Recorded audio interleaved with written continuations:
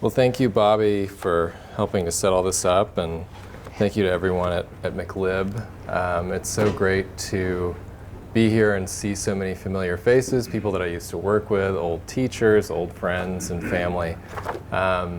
So it's really, it's sort of surreal almost. I was remembering when I pulled in that my last day of work here, I accidentally left the outdoor book drop unlocked and kind of got in trouble. I don't know how it happened. I must have just forgot to lock it I was on my way out, and but yeah, it's great to be back, and it's great to talk with Derek, and I'm excited to have a good conversation.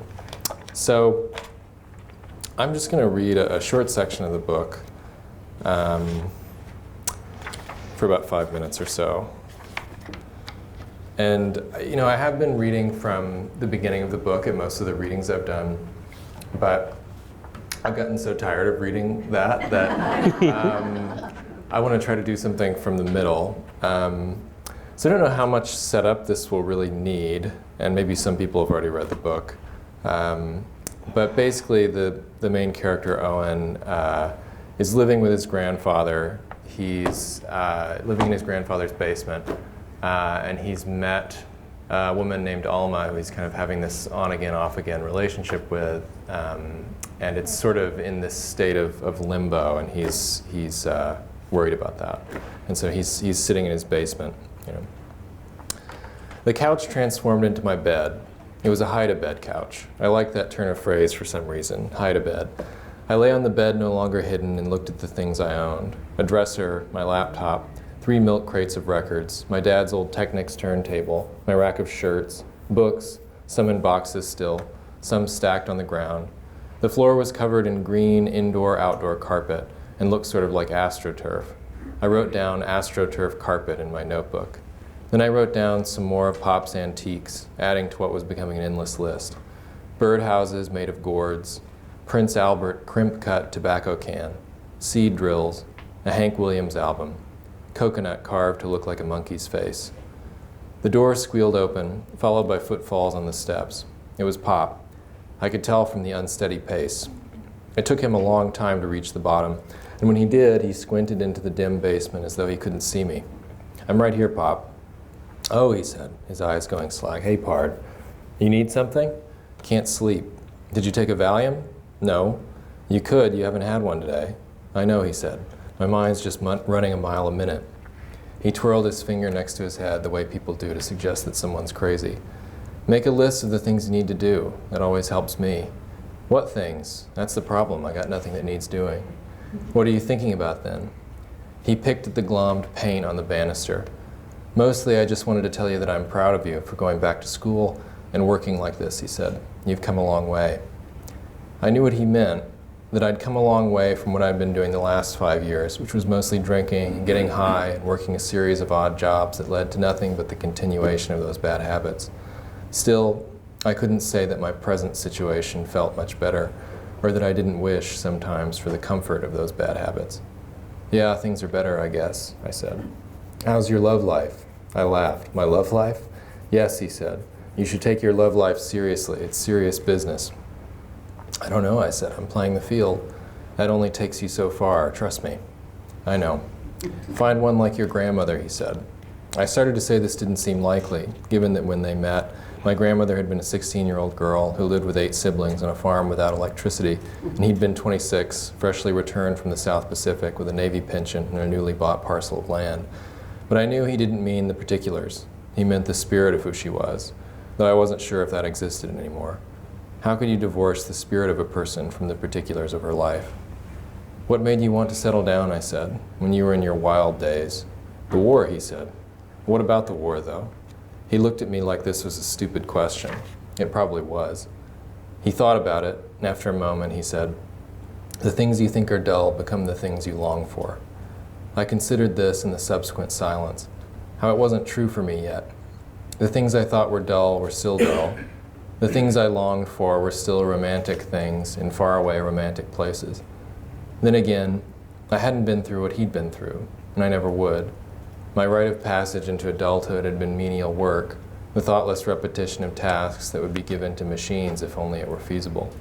What kind of adult did that make? An aimless person, I figured. A person waiting to be replaced. Pop drummed his fingers on the rail and turned to start the arduous journey back up the steps. Sorry to bother you, he said. Write it down, I said. What? Whatever you're thinking about, write it down. Write it down and then it's outside you. Why would I want that, he said, still marching upward. Thanks.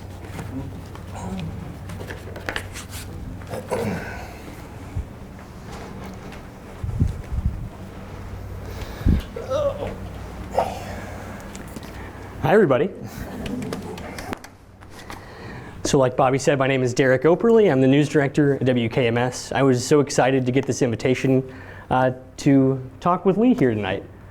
Lee and I went to high school together at Lone Oak, and I was so excited whenever he wrote this book, and it's awesome, and I'm glad so many people turned out to hear us talk. So I guess I got to start off with the hard-hitting question, okay? Sure. This is the most important question to me. How do you feel about the dash in the title here? How do you feel about breaking the line? Yeah, that's a good question.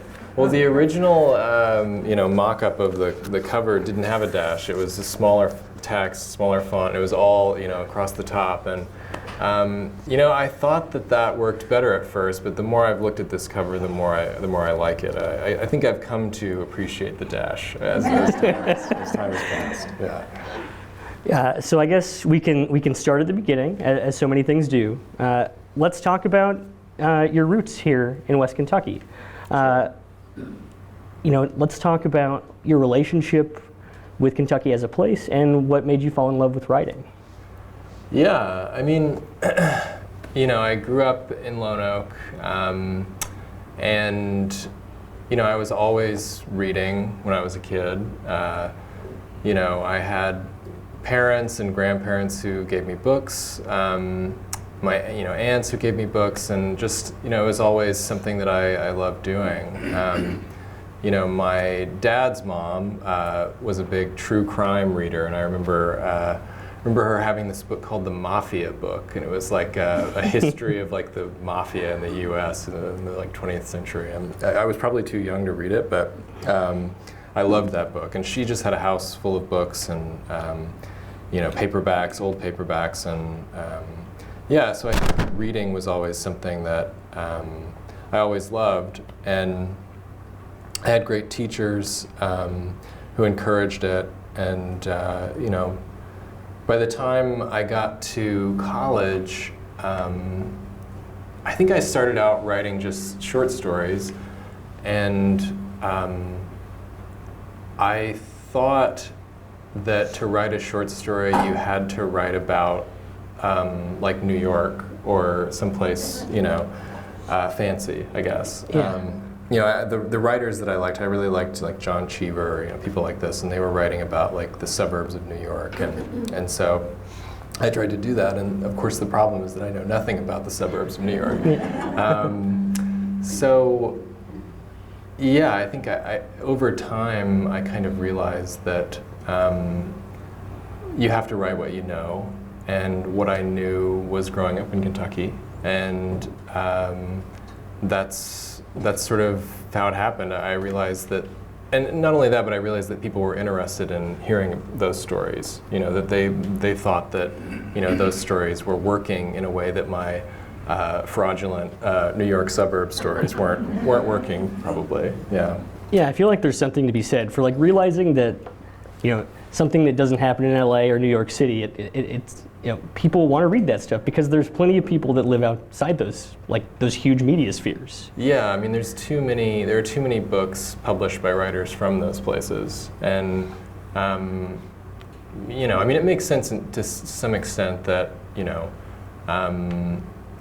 lot of people in Iowa, where I went to school, there were very few people coming from rural places. Most of them were from the coasts. And literature can sometimes be or feel like a record of the upper middle class for the upper middle class, and there are really great, exceptions to that rule. And I think I sought out in my reading, in my 20s, I sought out writers like Bobby Ann Mason, for example, who are writing about places that weren't in those worlds. You know, they were writing about places that I felt were familiar to me. You know. Yeah, you talked a little bit about writing what you know, and a lot of novelists' first books tends to be, you know, kind of a piece of autofiction, an autobiographical fiction that incorporates a lot of what's happened in their life so far. Talk to me about what's the difference between your life and this book. Like, what do you leave in? What do you take out? Yeah.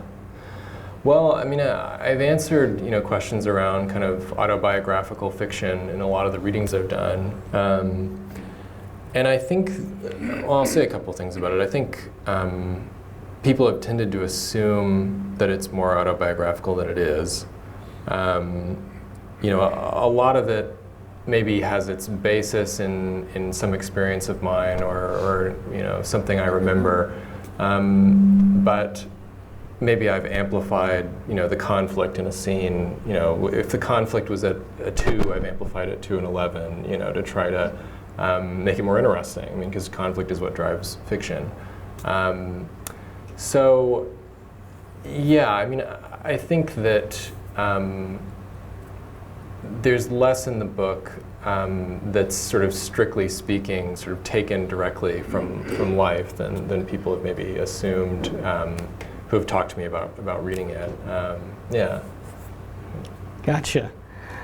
I guess, like, you know, your main character gets into kind of, you know, a struggle with that exact same conflict that that a lot of authors often do, which is, do I pull this whole cloth from my life and potentially even upset people that are in my life? You know, that becomes a big crux of what happens in groundskeeping. Have you encountered any of that? Yeah, I mean, what's interesting about doing a writing program, an MFA program like I did in Iowa City, is that, I mean, for one thing, you're suddenly surrounded by people who want the same thing that you want, which is to write a book and to be writers, which is a great thing. It's wonderful because you don't feel so alone, and you meet people who have the same goals, and they become your readers and your friends. But what's interesting about it is that Iowa as a city is a very small town, and nothing happens that everything gets around. You know, it's like nothing can really happen in a small town without everybody sort of knowing about it. And if you were with another writer and you witnessed something strange or interesting, it wasn't uncommon for someone to say, well, I called dibs on that. You know, I get to write about that. You can't write about that, you know.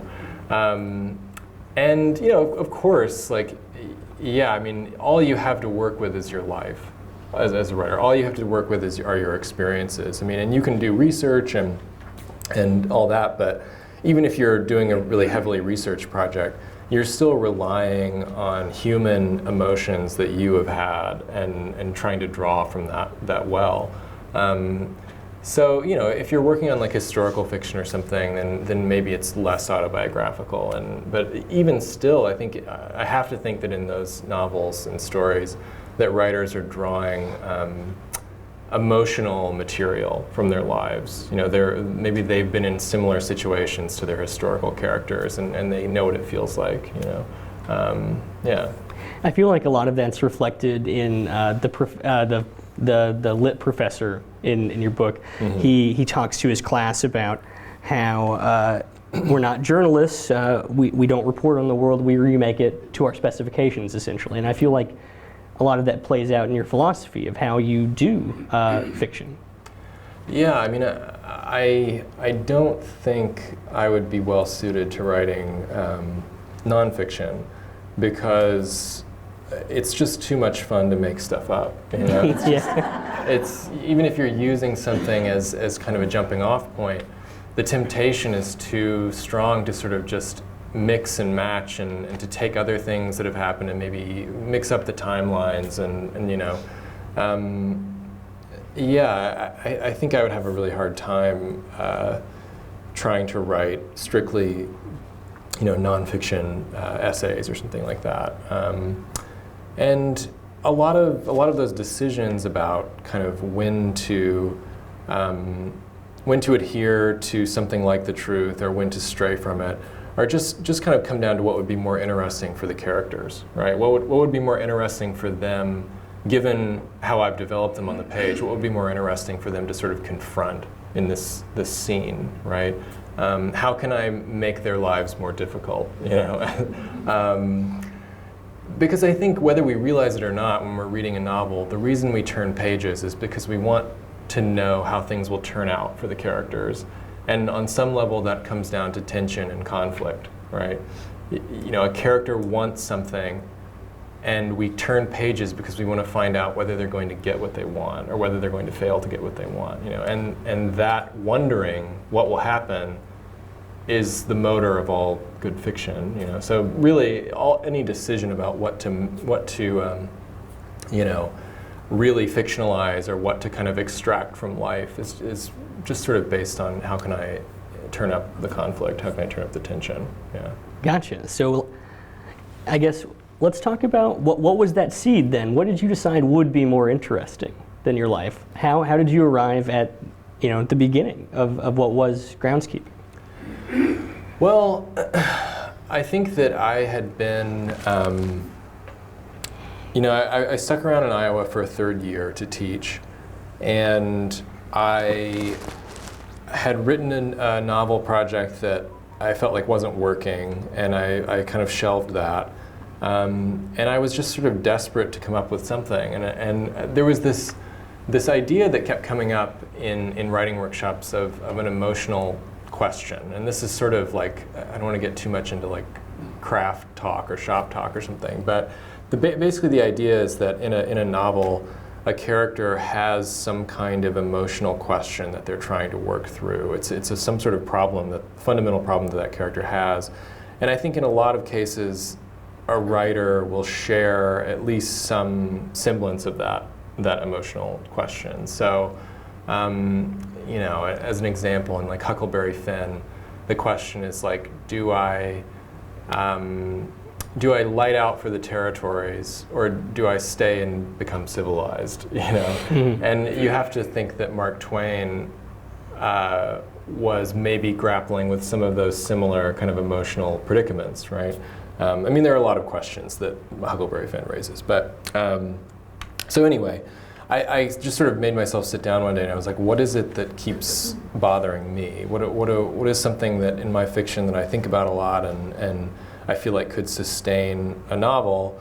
And what I came up with was just some version of the first line of the book, which is that when I'm away, I'm homesick, or when I'm here, I want to leave, and when I'm away, I'm homesick, right? And I think that feeling I ended up making much more intense for the character than it is for me. I mean, I think that's sort of a common thought that people have sometimes if they're going home for the holidays and you know, maybe they're feeling homesick beforehand, and then they're there for a few days and like, I want to go home, you know.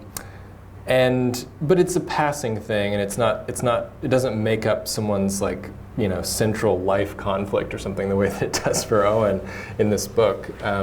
So that's a good example of another thing that I think I took a seed of something and then just tried to amplify it so that it was something that this character was grappling with and that was having a big effect on him. Yeah. Yeah. There's been a lot of narratives about the South that have been, you know, used in fiction over the past couple decades. You know, one example of which is Hillbilly Elegy, which drew a lot of criticism from either people from the South or literary critics. When you're thinking about what things to amplify, like how do you not Hillbilly Elegy yourself? What were things you wanted to make sure you got right about where you were from, and some things that you didn't want to get wrong? Yeah, that's a good question. Well, I mean, I think part of the reason I wrote the book is because I was, you know, dissatisfied with the conversation around the 2016 election and kind of the think pieces and all of the sort of stuff that came out. I mean, there was almost this frantic urgency to sort of figure out, like, you know, how did Trump win, right?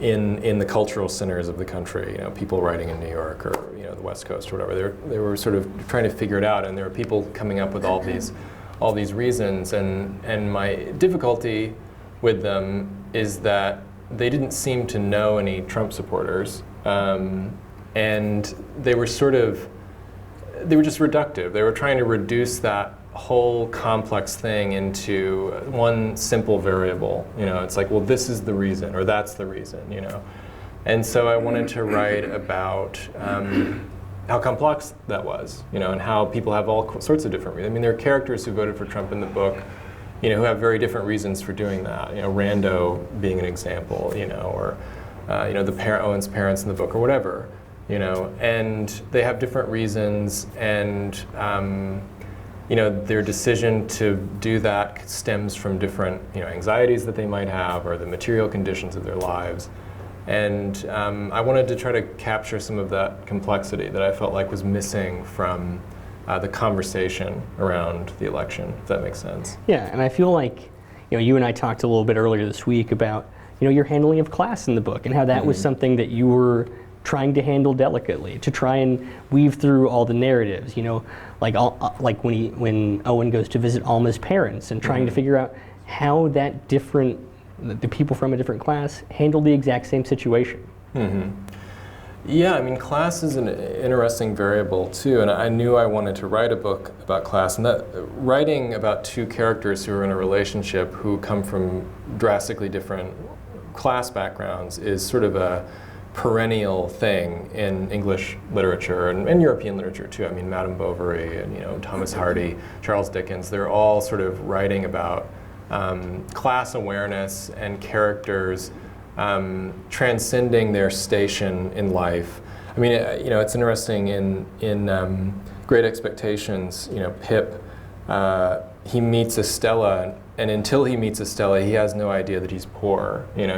She tells him that he has common boots, and she asks him why do you call jacks knaves? And it's this moment of epiphany for him that he suddenly realizes that he's from a class, an underclass, and he suddenly becomes aware of the class system that places Estella and Mrs. Havisham above him, And so in a way it's a trope, and so you have to kind of work with that delicately, right? I mean, it's in some ways it's almost like a romance novel trope for a woman to have an affair with a groundskeeper, right? I mean, we get that from Lady Chatterley's Lover, and it's in dime store romance novels.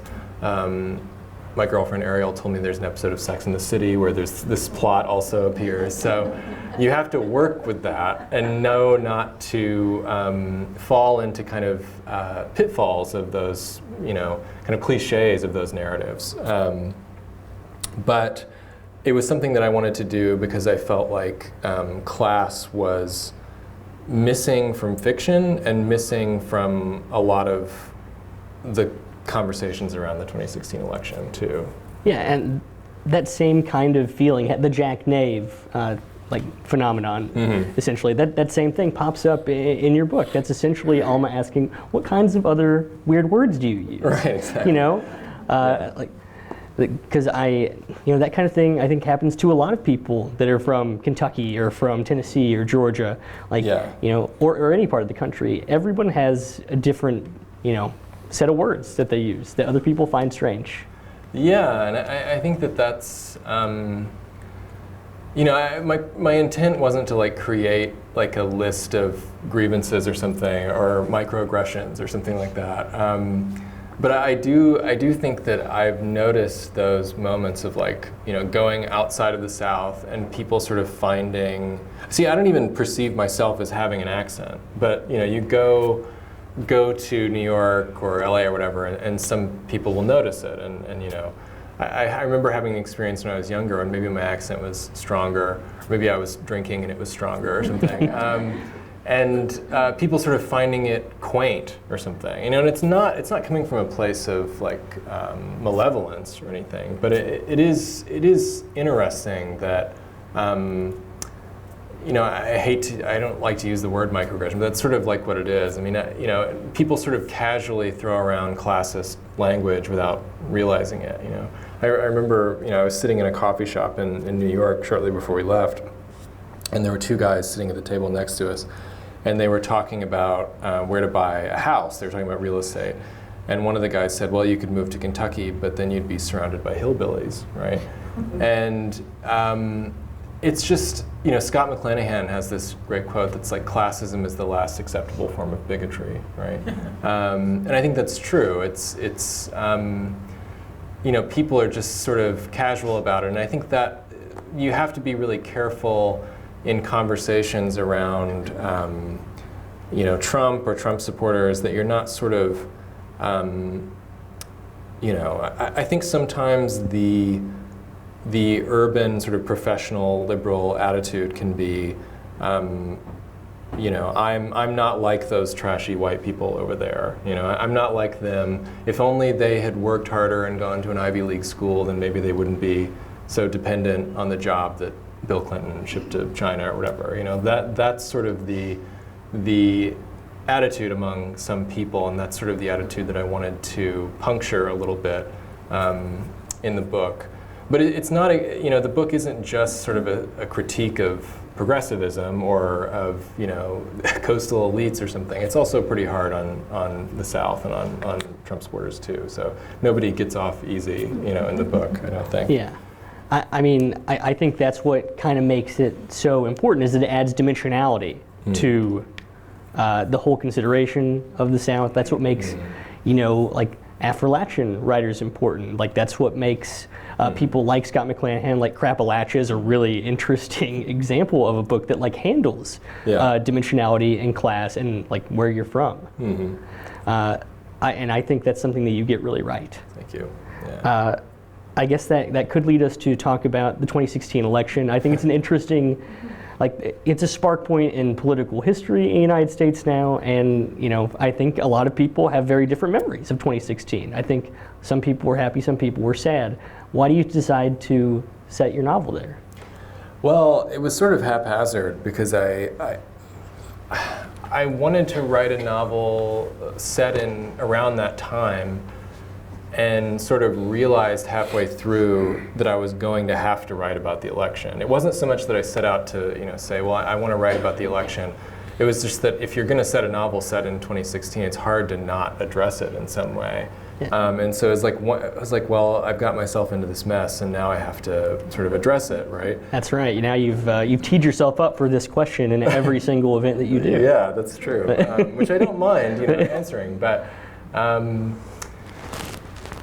Yeah, I just, sort of what I've already been saying, just that I wanted to write about characters that were three-dimensional and complex and had, complicated reasons for doing whatever they do. And I didn't want to write about caricatures. I didn't want to reduce people down to a party affiliation or anything like that. And I felt like that was what was missing from a lot of the discourse around the election. And yeah, I don't know. I think that it also offered, going back to just talking about conflict and tension, it also offered an opportunity for that, because I think that, that election, more than any other, was unique in that it created, so many kind of political arguments and so much tension within families, right, and within friendships, and people. It just became so clear that people were living in almost different worlds and had different senses of what was real. And I still think that we're sort of, working our way through that fractured feeling, But I don't know. Maybe it's just that it's fresh in my memory, and I don't remember the Bush years as well, or something. I'm sure there was a lot of animosity then. But it just felt like an opportunity to write about strife within families and in relationships that sort of orbited around the election. Do you think that was the hardest part of the book to write? Was there a section that was particularly difficult, either plot-wise to break, or just like to figure out how you wanted to deal with something? Well, I think the hardest part of the book to write were the sections about Bosnia and about Alma's family background, just because they sort of required the most research. They were the least familiar to me. But, writing about political issues is hard because you don't want to be polemical. You don't want to be didactic or appear as though you're just sort of using the novel as a vehicle to make an argument. And your characters can have political stances. Your characters can have their beliefs and their worldviews. But if the reader feels that the writer has designs on them, as Keats put it, then the reader is turned off in some way, I think. Because they want to read about people, and they want to read about conflict and relationships and how those conflicts are resolved. And they don't want to be, if they wanted to get a sort of political argument, they would watch Sean Hannity or something. That's not what a writer of fiction, I think, is obliged to do. Having said that, though, when I'm talking about politics, I think I'm usually talking about sort of the theater of politics, of pundits and debates and all that stuff, which I could care less about.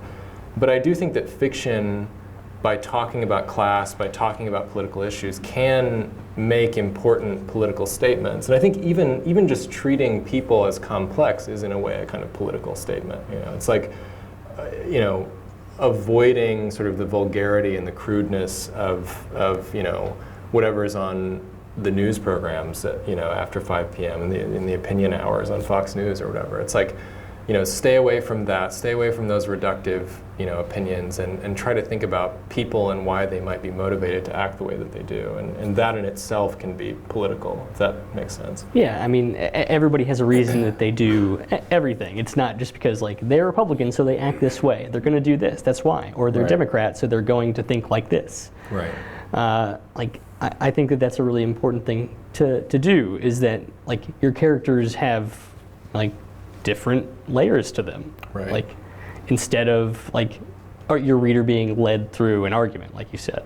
Right, and I hope that with the characters in the book that they're surprising to readers, that they don't. I mean, I feel like that's always something that a reader enjoys, is to be able to feel like they're on their toes with what layers of a character might be revealed over time. You think a character is one way, and then they say something that surprises you, and you realize that they're different. They're not quite. You didn't quite have your thumb on who they were.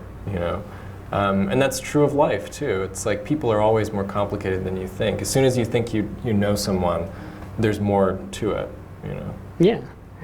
At one point in the book, you talk about, or you write about Owen's brain being a storm of things referring to other things, and I feel like I really relate to that as somebody who consumes a lot of culture, movies, music, TV, whatever. You use all of that pop culture and you just weave it through everything in this book. There's music playing at the bar. There's Grandpa watching westerns. Mm-hmm. There's Owen reading things in his literary class. Mm-hmm. How do you try to use that for yourself in the story? Yeah, I mean, the advice you sometimes get as a writer is not to use pop culture references because it can date the work, or later it can feel sort of dated. But for me, I don't know, that stuff feels so much just like the texture of life, of everyday life, that it was hard to not include it, So, and part of it too is to go back to that time in my mind to think about, well, what was it like, in Louisville around 2016? That involved, to some extent, going back and thinking about the albums that came out that year and the movies I watched that year, and thinking about the songs that would be playing if you'd go to a bar or something like that. And I feel like that, in a way, allowed me to access some of the emotions of that time, and to feel sort of the mood of that era. And it's weird because now it feels so long ago. At the time when I was writing it, it was 2019, and it still felt so fresh. But now it's those songs are old, those artists are older. It's a weird thing to look back. Because I did a playlist for Knopf. They sort of went through the book and found all of the songs and artists that were mentioned. And when I went back and listened to them, I'm bad about thinking of artists that debuted 20 years ago as like new. I still think of the Strokes as like a contemporary band, but that was like 2002 when they released their first album. And it was this weird feeling of like, these songs, these albums felt so fresh to me and felt so evocative of this time. And now it's sort of bygone, and it's. I look back with nostalgia at these artists, which is strange. But for me, it's just about kind of trying to be, just fidelity to realism, just trying to capture what it feels like in an everyday sense to experience life. And there's music in life, and there are books in life, and people talk about books, as we are now. They talk about what they've read, movies they've seen, So, it was just sort of a fidelity to realism thing. In like this really weird way, I feel like it gives flavor in that the characters were not waiting for me to turn the page; they went about their lives. You know what I mean? Yeah, I've had people say that to me, and I think that one of the things that I like about a novel is that it doesn't feel hurried. That you can pick it up and sort of check in on the characters, and it almost feels like a little world that's there for you, and it's this comforting place that you can go back to. And there's no urgency. There's not like it's not a spy thriller. There's not like a bomb about to go off or whatever. It's just like they're just living their lives, and they're having their sort of romantic entanglements and their arguments about politics or whatever, and you can check up on them, and they're there, and it feels like something that you can kind of immerse yourself in. And so there are books, there are a lot of novels like that I love, and I guess they sacrifice plot on some level, or sort of really tight plot where the cause and effect is really clear throughout. But what you gain instead, I think, is a fuller sense of who the characters are and where they're coming from and what moves them. Yeah, economy should never, the economy of words should never be, I feel like, the main focus of a novel or of art, really, in general. Yeah. When you were writing the book, was there ever a time where were there large chunks that you had to edit out? Was there something that you wrote 25, 50 pages that you just had to get rid of it? Mm-hmm. Well, I was lucky in some sense with this book that it was a love story, because I felt like there were certain kind of milestones that I knew a love story had, right? That it was, they have to meet, and they have to, hit it off, and they have to have a fight, and they have to, then, there has to be this will they, won't they, will they stay together, And so I was inheriting all these kind of tropes of the love story or the romance story. And so anytime I felt a little lost writing the book, I could reach for those guardrails, right? I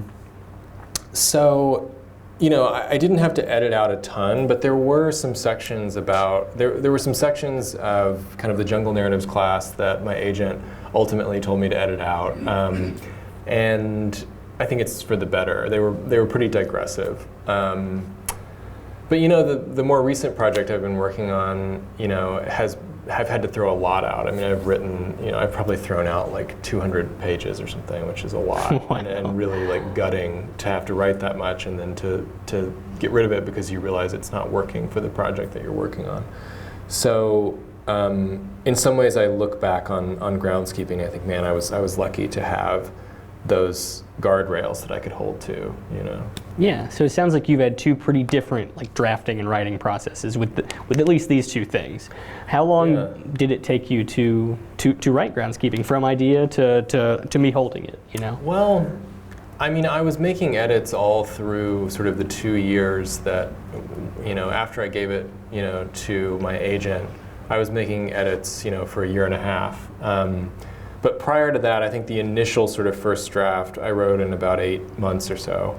But there were some scenes of, Owen working as an arborist, working as a tree trimmer, that I had written. I had worked briefly as a tree trimmer and had written sort of diary entries and notes about that, and had written about some of the characters that I met doing that work, and And so that went back like several years that I was working on those. So it kind of depends on when you want to say that I started it, but I think like actually starting the draft that you're holding, probably 8 months to do the first draft, and then editing it over the course of a year and a half. Yeah. Gotcha. We've talked a little bit about your relationship with culture. What were some of the things that were inspirations for you? What are the works, whether they're movies or books or albums, that you feel like this is really in the tradition of? Yeah, well, I mean, as far as Kentucky writers, I've always really admired Wendell Berry and Bobby Ann Mason, and I feel like probably Mason comes the closest to the kind of thematic touchstones that I try to work with. I think she was writing about the South during this period of change in the 80s when sort of agrarian life was fading, and it was being replaced with Walmarts and fast food, and she sort of it's sort of a derogatory term, I think, but she was called part of this movement Kmart realism, right? And the idea is that it was sort of writing about rural characters who were leaving the farm to go work at places like Kmart, essentially. And it was more than that too. It was also just a cultural shift of like even something as simple as an R-rated movie is a major issue for the characters in a Mason story, because it's so kind of beyond the pale, and there's something really interesting about that conflict, about that tension of like, the agrarian world sort of coming into contact or confronting consumerism, and Wendell Berry has, of course, written a lot about consumerism and how it's sort of robbed life of dignity, and especially in rural places, and how it's led to sort of the deterioration of rural towns. And so those were kind of, those were definitely influences for me working on this. And I think I mentioned to you the other day, there's a documentary called Sherman's March by Ross, the filmmaker is Ross McElwee, that I watched probably in 2018 or 2019. And it's about a man who ostensibly he sets out to make a documentary about the Civil War, about Sherman's March to the Sea. But it ends up becoming this weird personal essay about his failed romantic relationships. And so it'll be like these really strange, historical segments intercut with him interviewing his ex-girlfriends about why they broke up with him. And it's so funny and weird, and I think what becomes clear as you watch the movie is that they broke up with him because he couldn't stop filming everything. Like the camera was getting in the way of them being close.